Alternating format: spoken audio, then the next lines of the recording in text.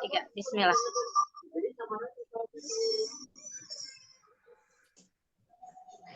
Bismillahirrahmanirrahim. Assalamualaikum warahmatullahi wabarakatuh. Waalaikumsalam warahmatullahi wabarakatuh.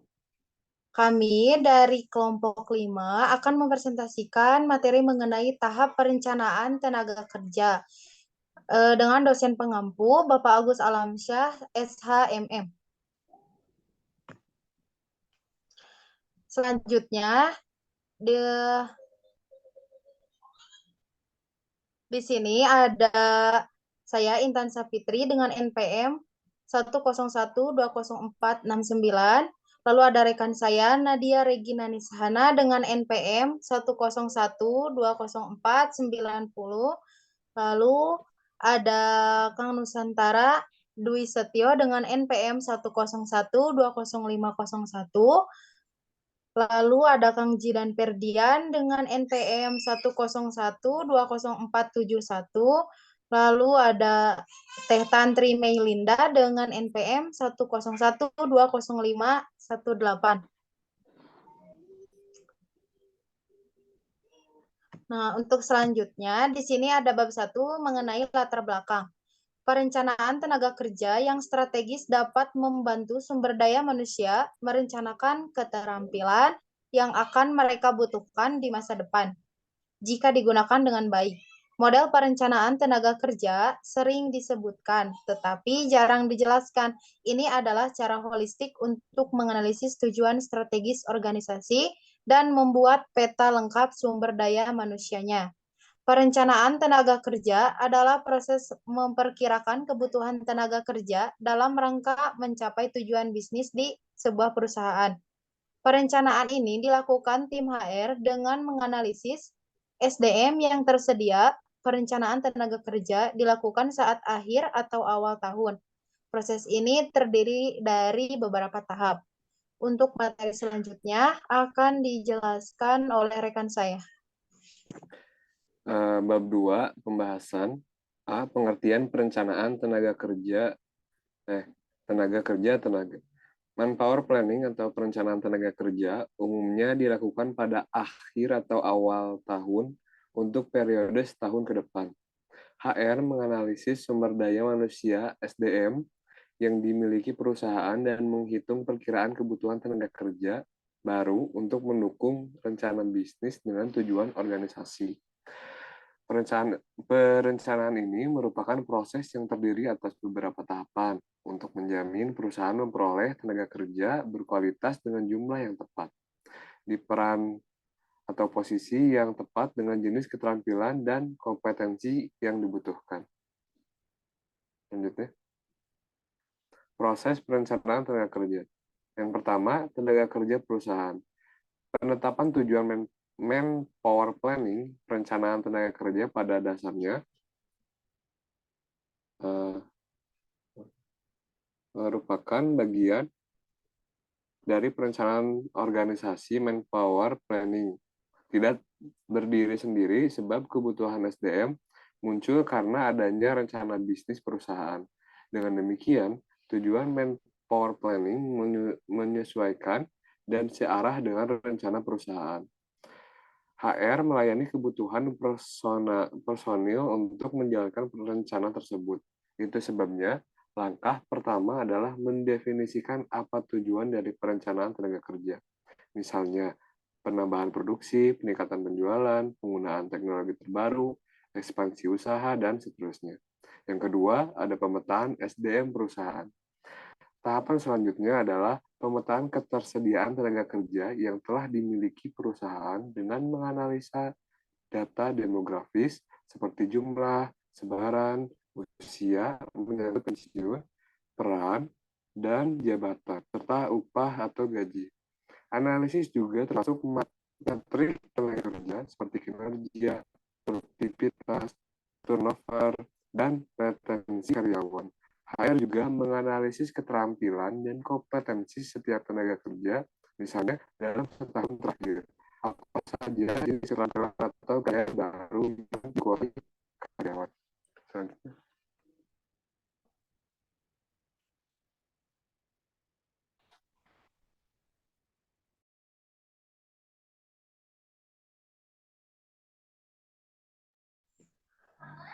Untuk pembahasan selanjutnya akan dilanjutkan oleh Teh Tantri.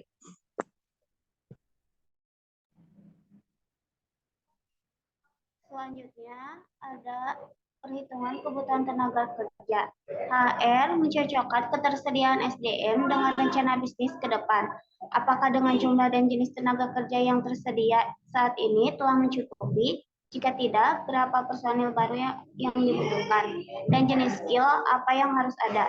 Menghitung kebutuhan SDM dapat dilakukan dengan beberapa metode seperti metode tren, rasio, regresi, DLP, studi kerja, keputusan manajerial, dan lainnya.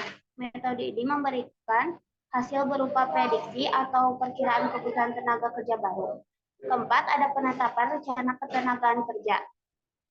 Setelah semua manajer di setiap departemen menyetujui rencana kebutuhan tenaga kerja, HR menetapkan rencana ketenagakerjaan untuk 1 tahun ke depan, termasuk menyusun biaya rekrutmen dan biaya gaji dengan mempertimbangkan kenaikan upah setiap tahun. Rencana ini menjadi pedoman dalam mengisi peran dan jabatan di organisasi, misalnya beberapa karyawan yang akan dipromosikan ke jabatan baru dan bagaimana mengisi kekosongan posisi atau peran yang ditinggalkan. Dan kelima, ada rekrutmen dan hiring. HR menentukan metode rekrutmen yang paling tepat dengan melihat sejumlah faktor seperti jenis pekerjaan, keterampilan, dan pengalaman yang dibutuhkan. HR juga perlu memahami kondisi pasar tenaga kerja, ketersediaan kandidat bebas, dan persaingan perusahaan dalam mendapatkan karyawan berkualitas. Cara terbaik merekrut adalah menggabungkan beberapa metode. Kapan harus menggunakan referensi karyawan, job portal, dan headhunter. Misalnya, saat membutuhkan peran strategis dengan kualifikasi angka, akan lebih efisien dan efektif menggunakan headhunter.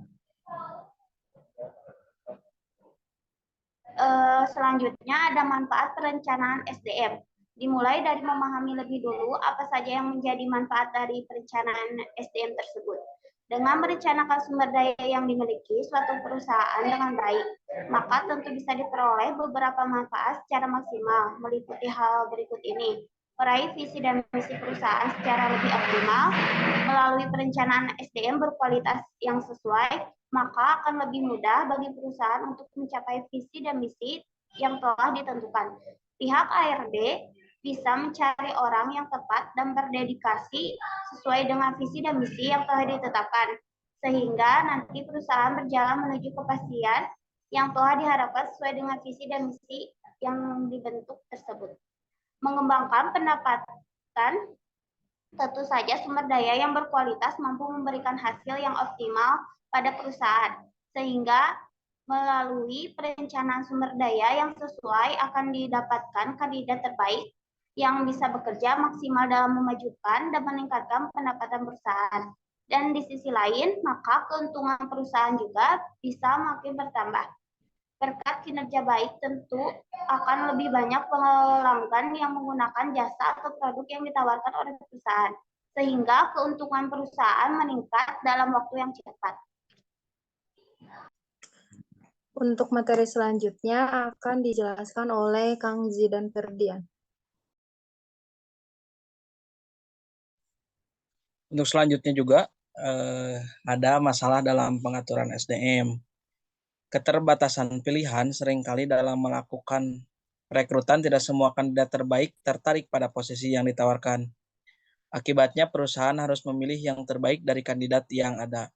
Hal ini memicu masalah kompetensi SDM yang belum tentu sepenuhnya sesuai dengan kriteria perusahaan, sarana dan prasarana minim. Sehingga pada akhirnya pengembangan sumber daya tidak dapat direncanakan secara maksimal.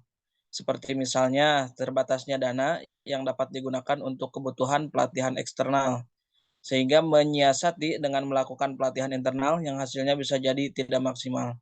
Sifat emosional yang tidak sejalan, kecerdasan seseorang terkadang tidak sejalan dengan emosionalnya, sehingga saat dihadapkan pada sumber daya yang demikian, perusahaan akan mengalami kesulitan untuk mengarahkan sesuai keinginan pihak perusahaan. Keterbatasan waktu dan tenaga. Umumnya tim HRD perusahaan jumlahnya tidak maksimal sehingga tidak dapat melakukan perencanaan dan pengaturan yang maksimal pula.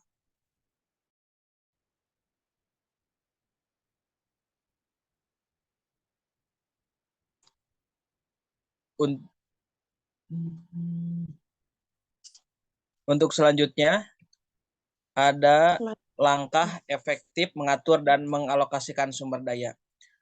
Untuk memastikan perolehan manfaat yang maksimal, serta untuk menghindari adanya masalah dalam perencanaan SDM yang tepat dan sesuai, maka dibutuhkan langkah yang optimal.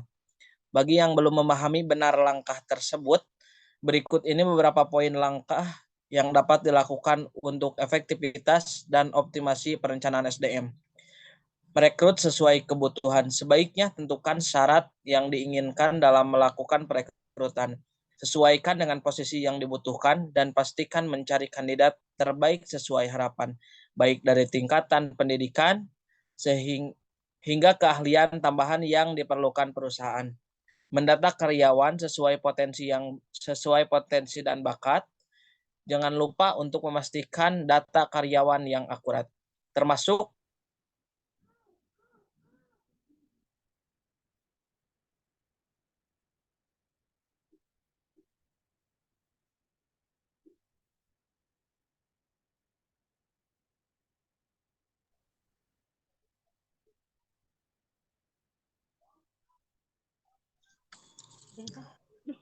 Untuk materi selanjutnya akan dijelaskan oleh Teh Nadia Regina.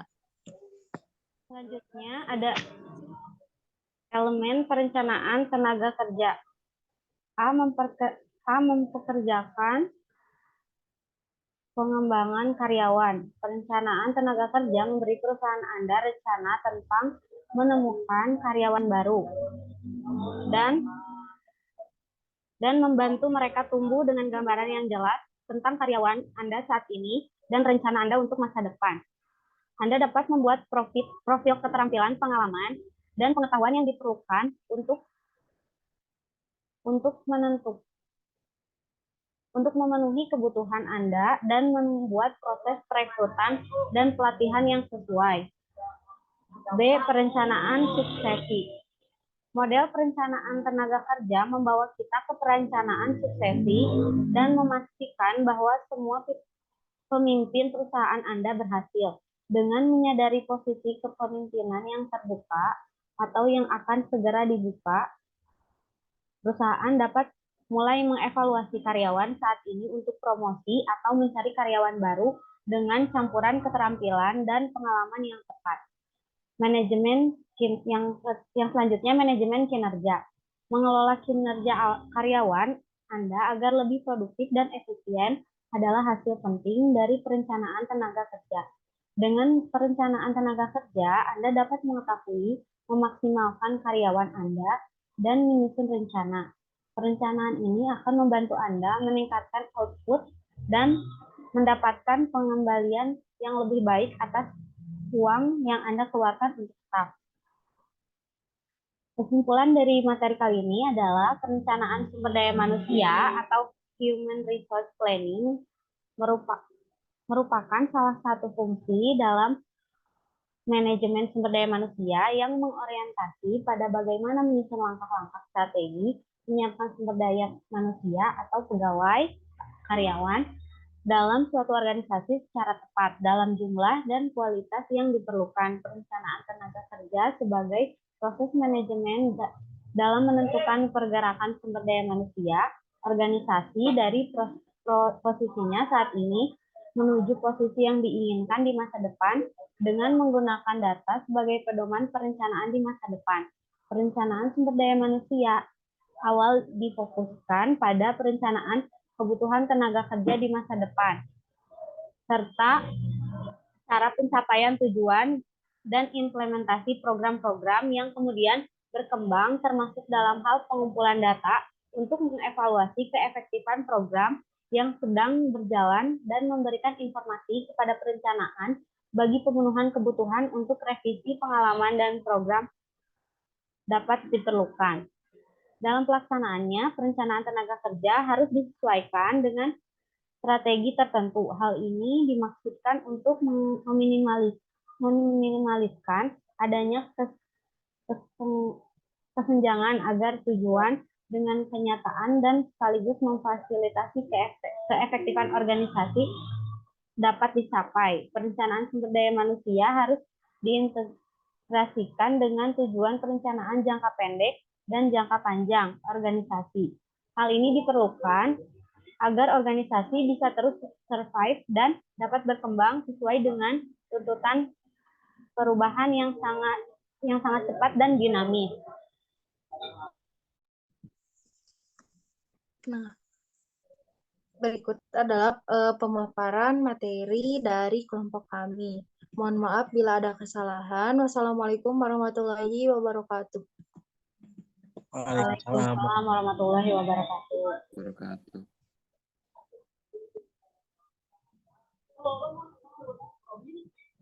Apa sih ini tuh, Tan? Tan? Ini malah keluar. Barusan anu bagian haba kapotong tuh Potong apa? keluar sendiri. Oh, emang iya? Pas belum beres kepotong.